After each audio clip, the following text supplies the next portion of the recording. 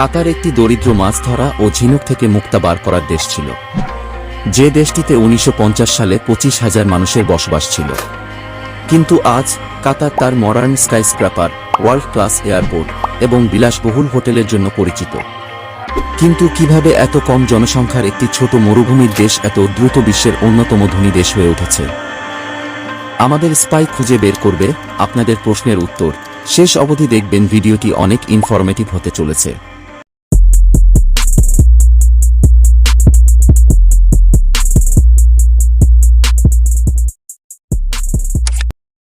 কাতার আরব উপদ্বীপের উত্তর পূর্ব উপকূলে অবস্থিত একটি ছোট দেশ। কাতারের ইতিহাস হাজার হাজার বছর আগের। এখানে প্রস্তর যুগে মানব বসতির প্রমাণ মিলেছে। শতাব্দীর পর শতাব্দী ধরে এই অঞ্চলে বেদুইন সহ বিভিন্ন জায়াবর উপজাতির বসবাস ছিল। বেদুইনরা ছিল মরুভূমিতে চলাচলে তাদের দক্ষতার জন্য পরিচিত এবং তারা জলের সন্ধানে তাদের উট নিয়ে আরব উপদ্বীপ জুড়ে ট্রাভেলিং করেছিল। তারাই কাতারের কালচার এন্ড ট্রেডিশন গঠনে গুরুত্বপূর্ণ ভূমিকা পালন করেছে। তারপর আসে ইসলামী সাম্রাজ্য, যারা 7th সেঞ্চুরি এডি থেকে 19th সেঞ্চুরি পর্যন্ত কাতারের উপর শাসন করেছিল। তারা দেশের উন্নয়নে গুরুত্বপূর্ণ ভূমিকা পালন করেছে। অঞ্চলে আসা প্রাথমিক মুসলিম শাসকরা স্থানীয় জনগণের কাছে ইসলামের প্রবর্তন করে, যা শেষ পর্যন্ত কাতারের প্রভাবশালী ধর্ম হয়ে ওঠে। এটি সারা দেশে মসজিদ, মাদ্রাসা এবং ধর্মীয় কেন্দ্রের মতো অসংখ্য ইসলামী প্রতিষ্ঠান নির্মাণ করেছিলেন। সে সময় মুক্তা ডাইভিং ছিল কাতারের মানুষের আয়ের প্রধান উৎস, যা একটি বিপজ্জনক কাজ। সেই সময়ে সবচেয়ে গুরুত্বপূর্ণ বাণিজ্য পথগুলির মধ্যে একটি ছিল সিল্ক রোড, যা চীন এবং মধ্য এশিয়াকে ভূমধ্যসাগর এবং ইউরোপের সাথে সংযুক্ত করেছিল।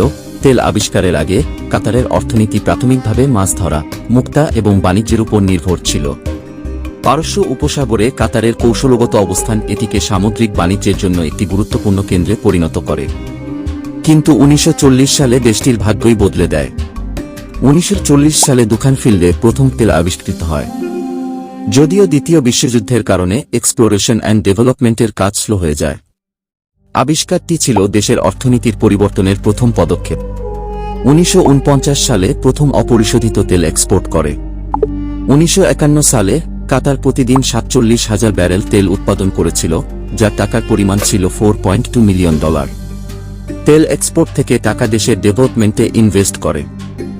দেশের প্রথম স্কুল, হাসপাতাল, পাওয়ার প্ল্যান্ট, ডিস্যালিনেশন প্ল্যান্ট এবং টেলিফোন এক্সচেঞ্জ সবই ১৯৫০-এর দশকে খোলা হয়েছিল। ১৯৬০ সালে তেলের প্রোডাকশন ৪৬,৫০০ থেকে ২,৩৩,০০০ এ পৌঁছায়।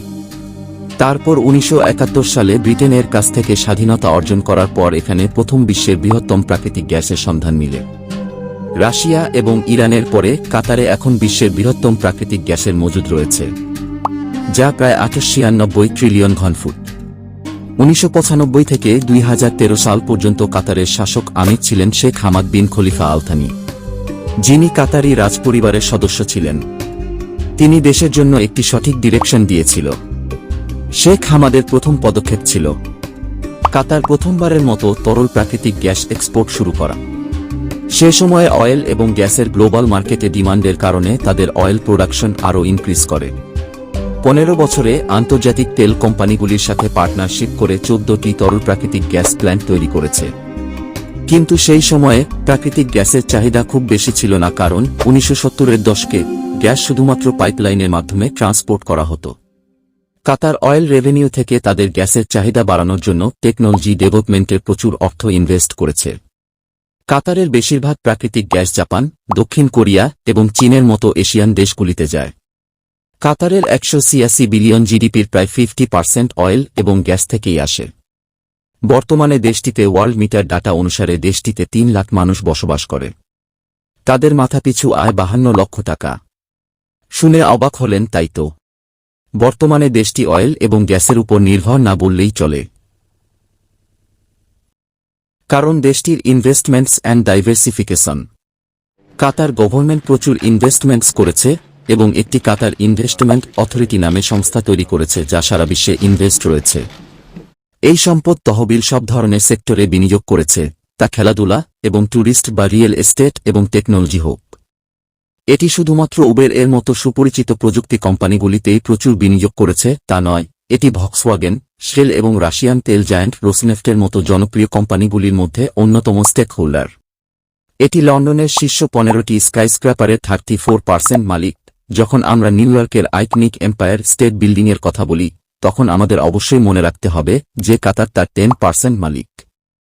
এই ইনভেস্টগুলি প্রতি মাসে কাতারে যে রেভিনিউ জেনারেট করে, প্রতি বছর তা আবার ইনভেস্ট করা হয় হাইওয়ে, স্কাইস্ক্র্যাপার, বিমানবন্দর, কলেজ ও বিশ্ববিদ্যালয় আরও অনেক কিছুতে। কাতার বেশ কয়েকটি হাই প্রোফাইল ইভেন্টেরও আয়োজন করেছে, যেমন ফিফা বিশ্বকাপ, যা লক্ষ লক্ষ টুরিস্ট এসেছিল। এসব ইনভেস্টমেন্ট, প্রাকৃতিক গ্যাস এবং তেলের বিশাল মজুদ, ট্যুরিজমে উপর ফোকাস সহ বিভিন্ন কারণে একটি ছোট মরুভূমির দেশ থেকে বিশ্বের অন্যতম ধনী দেশ হয়ে উঠেছে। এই ভিডিওটি দেখার জন্য আপনাকে অনেক ধন্যবাদ। আপনি যদি এই ভিডিওটি উপভোগ করেন তবে দয়া করে লাইক দিতে ভুলবেন না এবং এই ধরনের আরও ভিডিও দেখতে আমার চ্যানেলটি সাবস্ক্রাইব করুন। দেখা হচ্ছে আমাদের নেক্সট ইন্টারেস্টিং ভিডিওতে। ধন্যবাদ।